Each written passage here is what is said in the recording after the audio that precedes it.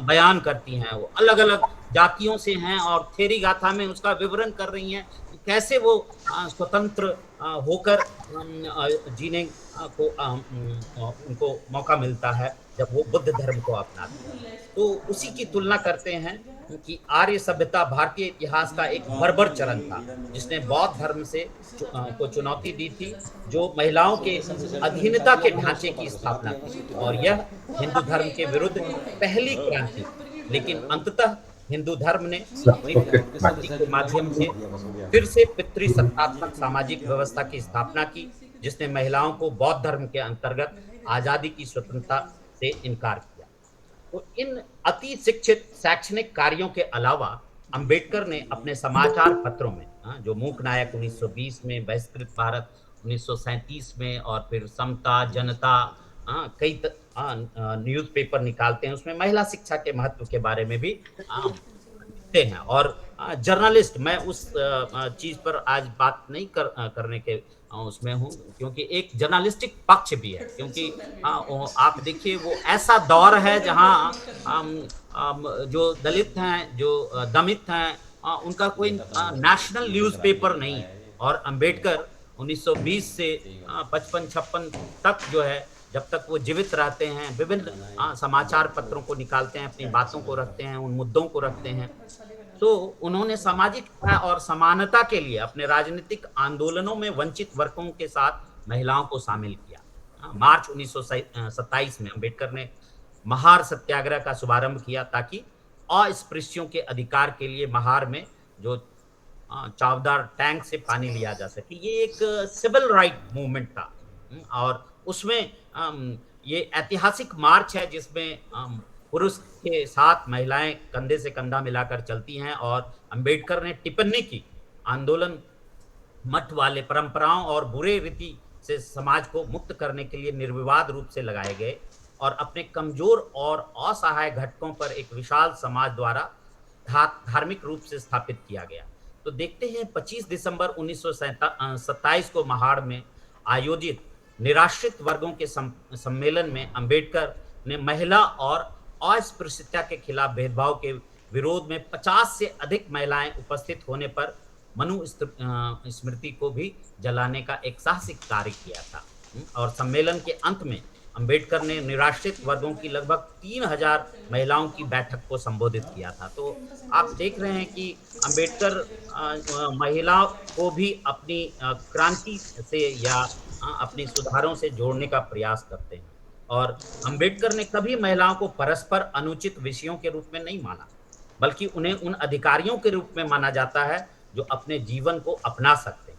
और उनका मानना था कि महिलाओं को समाज के उत्पादक सदस्य होने के लिए एक सक्षम माहौल तैयार करने के लिए बॉम्बे विधान परिषद के सदस्य के रूप में मातृत्व लाभ विधेयक और जन्म नियंत्रण पर उनकी बहस महिलाओं की गरिमा को पहचानने के लिए काफी प्रासंगिक थी। जब 1937 में बॉम्बे लेजिस्लेटिव असेंबली में जाते हैं, तो उनके मातृत्व अवकाश की बात करते हैं, और उनको जन्म नियंत्रण की बात करते हैं, और ये देश के हित में है कि माता को पूर्व प्रसव अवधि के दौरान और बाद में, और शेष विधेयक पूरी तरह से उस सिद्धांत पर आधारित है।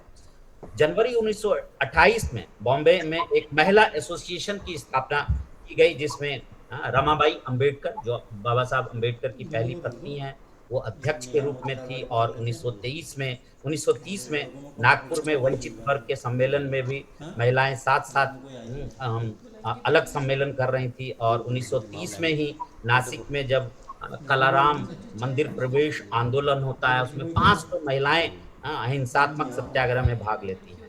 तो महिलाओं ने अपने समता डॉक्टर सैनिक। अजीत, थोड़ा सा आपको कंक्लूड करना होगा। डॉक्टर बिल्कुल अजीत, जी, थोड़ा सा मैं रोकूंगा, आपको बिल्कुल थोड़ा जी, सा अब कंक्लूड करना होगा सर, ठीक है, 5 मिनट मैं के अंदर में जी। हाँ, 5 मिनट दीजिए। और उसके बाद जी देखते हैं, जब जी आजाद भारत या आता है, वो अंबेडकर जो है, वो कानून मंत्री बनते हैं और बनाए जाते हैं। और जो जिसमें डिफरेंस होता है कांग्रेस से और जवाहरलाल नेहरू और राजेंद्र प्रसाद से, हिंदू कोड बिल को लेकर। और हिंदू कोड बिल को लेकर वो अपने मंत्री पद से इस्तीफा दे देते हैं। और हिंदू कोड बिल कोई नया नहीं था, और उसके जो थे वो पहले से एक किताब है, जो कि एक जेएनयू में पीएचडी हुई है, नो लाफिंग मैटर्स। हाँ, ये किताब जो कि अ, उ- उ- उन्नमति श्याम सुंदर के द्वारा लिखित अम्बेडकर कार्टून 1932 से 56। और इसमें जो जब बाबा साहब अम्बेडकर इस हिंदू कोड बिल को लाते हैं, और उन पर जो कार्टून बनाया जाता है, आप देखिए उसका शीर्षक क्या है, Ambar Ambedkar rights N S of a bill.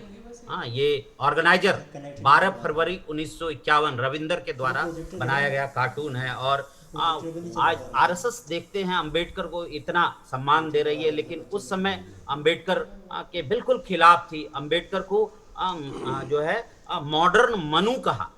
और उनकी खिलाफत की, और कई इसमें जो कार्टून बने हैं, और किस तरीके से बाबा साहब को ह्यूमिलिएट करने की कोशिश की। और मेरा जो लास्ट जो अनफिनिश्ड मिशन है, 2-4 मिनट उस पर, और फिर मैं अपनी वाणी को विराम दूंगा। तो जहां बाबा साहब जो अनफिनिश्ड मिशन की बात करें, तो वो एनिहिलेशन, जाति के उन्मूलन की बात करते हैं। जाति का विनाश, पूरा भारत जातियों में बटा समाज है, आज भी है। आप देखते हैं, चाहे ऊंचे से नीचे या नीचे से ऊंचे कोई भी हो, अभी आपने बहुत सारे जातिगत भेदभाव को देखा। इसका गरीबी, अमीरी, वर्ग, लिंग, धर्म, क्षेत्र, उससे कोई लेना देना नहीं है। सब जगह जाति की श्रेष्ठता अभी भी बरकरार है और अनवरत जारी है। अंतर जातीय विवाह हो रहे हैं, लेकिन समाज और घर से बहिष्कृत होना पड़ रहा है। और अपनी श्रेष्ठता को बरकरार रखने के लिए पति पत्नी की हत्या कर दी जा रही है। और ये एक जगह नहीं, कई हर जगह, हर क्षेत्रों हिस्सों में हो रहा है। दूसरा, लैंगिक समानता, जिस हिंदू कोड बिल को लेकर बाबा साहब ने अपने पद से इस्तीफा दिया था, और बाद में उन्हीं मुद्दों को टुकड़ों में कानून लाकर प्रस्तुत किया गया। आजादी के बाद लैंगिक समानता का सिद्धांत उस समय की सोच, जो भारतीय सोच से कोसों दूर की सोच थी, लेकिन पितृसत्तात्मक समाज ने उसे पूरा नहीं होने दिया। और आज भी हमारी बहनें, माताएं उस समानता को पाने में असक्षम है। नारी सशक्तिकरण के नाम पर उन्हें मौका तो मिल रहा है, लेकिन समानता से कोसों दूर है।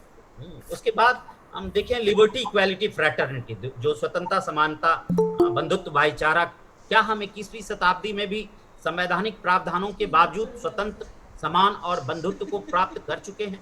अगर ऐसी बात होती तो जाति की श्रेष्ठता, लैंगिक श्रेष्ठता, क्षेत्रीय श्रेष्ठता की बात नहीं होती। जाति, धर्म और क्षेत्र के नाम पर उन्माद फैलाया जाता है। अंबेडकर उनके बिल्कुल विरुद्ध थे, और उन्होंने नव बौद्धवाद की नींव 1956 में रखी, जिसमें 22 प्रतिज्ञाएं शामिल थी। आज भी हिंदू धर्म की श्रेष्ठता बरकरार है, और माइनॉरिटी धर्म आज भी उपेक्षित है। क्या हम उस भाईचारे को प्राप्त कर पाए हैं? अगर ऐसा होता तो हिंदू मुस्लिम दंगे, धर्म के द्वारों द्वारा दूसरे धर्म को रोकने के बजाय उसे भी अपनी आजादी का एहसास करवा पाते। चौथा, जो अनफिनिश्ड मिशन, वो अंबेडकर का खुद का अपना व्यक्तित्व। अंबेडकर को संविधान निर्माता और अछूतों के नेता के रूप में प्रचारित और प्रसारित किया गया है, जबकि आज के इस व्याख्यान में हमारा फोकस उन्हें एक मौद्रिक अर्थशास्त्री, समतावादी, समानतावादी, एक जर्नलिस्ट, और सबसे बड़ी बात एक मानवतावादी बताने का था।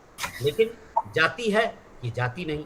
अंबेडकर नाम एक जाति से जोड़कर उनकी योग्यता को मारने का प्रयास किया जाता है, लेकिन विचार कभी नहीं मरते। आज अंबेडकर के विचार ही हैं जो उन्हें एक अंतर्राष्ट्रीय स्तर पर विचारक के तौर पर देखा जा रहा है, और उनके जन्मदिन को इक्वालिटी डे के रूप में मनाया जा रहा है। लेकिन उनकी सोच और विचार को सभी जाति को समझने, जानने और परखने की जरूरत है। उनके किताबों और विचारों को पढ़ने और बताने की जरूरत है।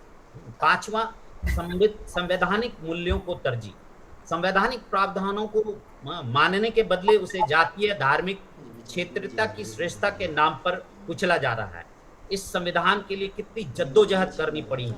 हमें अपने अधिकार तो चाहिए, लेकिन कर्तव्यों से हम भागने का प्रयास करते हैं। हालांकि बाबा साहब अम्बेडकर ने अपने भाषणों में कहा था, संविधान कितना भी अच्छा या बुरा हो, लेकिन निर्भर करता है सत्ता में बैठे किस तरह के लोग हैं, यानी कौन व्यक्ति उस सत्ता पर काबिज है और उस उसे कैसे संवैधानिक तरीकों से नीतियों से को लागू करवाने का काम करता है। और बाबा साहब की दृष्टि और कल्पना में भारत आर्थिक रूप से सशक्त और मजबूत था, लेकिन औपनिवेशिक नीतियों ने उसे आर्थिक रूप से कमजोर बनाया। उनकी नजरों में जाति राष्ट्र विरोधी है, क्योंकि यह लोगों के बीच अलगाव पैदा करती है, और वे इसलिए भी राष्ट्र विरोधी हैं क्योंकि वे जाति जाति के बीच ईर्ष्या और घृणा पैदा करती है। अंबेडकर की नजरों में भारत एक राष्ट्र तब तक नहीं बन सकता जब तक जाति का विनाश ना हो, और उनकी नजरों में किसी भी राष्ट्र की उन्नति वहां की महिलाओं की प्रगति से है। भारत एक पितृसत्तात्मक समाज रहा है, अतः जब तक महिलाओं को समानता का अधिकार नहीं दिया जाएगा और लैंगिक भेदभाव से दूर नहीं रखा जाएगा, तब तक समाज की प्रगति नहीं हो सकती। और लैंगिक समानता से ही किसी भी सामाजिक और देश को आगे बढ़ाया जा सकता है। आबादी की आधी जनसंख्या को अलग थलग नहीं रखा जा सकता है। और इसलिए जो बाबा साहब अम्बेडकर ने अपने एनिहिलेशन ऑफ कास्ट में जो 3 उपाय सुझाए थे कि अंतरजातीय विवाह होना चाहिए, शास्त्रों की पवित्रता को खत्म करना चाहिए और एक जाति के पुरोहितों का उन्मूलन करना चाहिए।